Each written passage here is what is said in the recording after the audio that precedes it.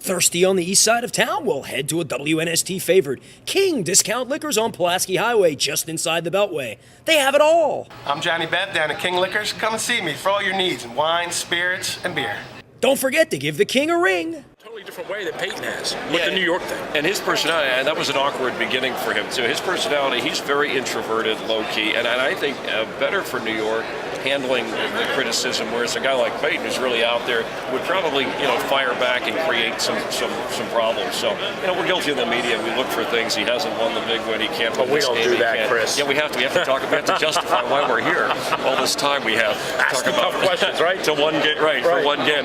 But Eli's very. If you sit, we have a chance to sit in production. He's very likable, very low-key, homespun kind of a guy, and has a better arm from what guys in the league tell me than Peyton Manning. But I just think, gosh, he's facing the Patriots. So as good a year and as good a run as they've had, I just don't see him winning. No, if Tom gets another ring on Sunday, what does that put him?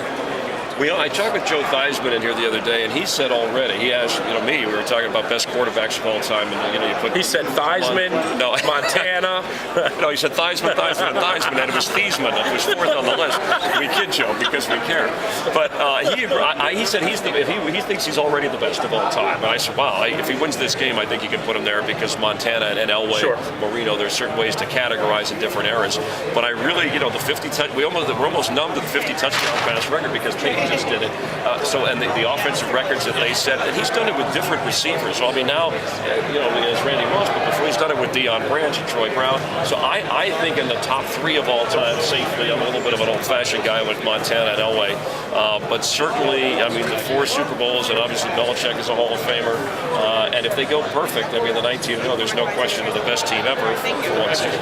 Chris Myers with us from Fox Sports here on the Rob Long Show, brought to you by Coors Light. Drew Forster and Casey hanging around with Chris. I've talked about this with a couple of people today, Tony Gonzalez and somebody else, Maurice Jones-Drew, and a couple other guys that came in.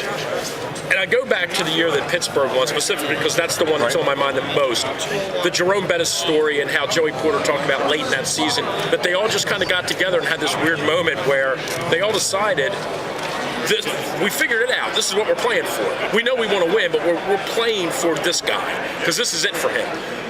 It strikes me as I talk to more people, and Tony Gonzalez really sparked this in me today.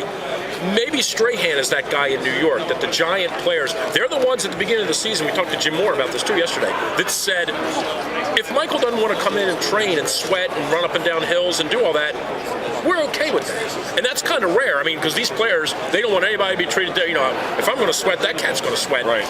It strikes me now that I'm hearing more players talk about Strahan's name. I'm hearing a lot more the last couple of days.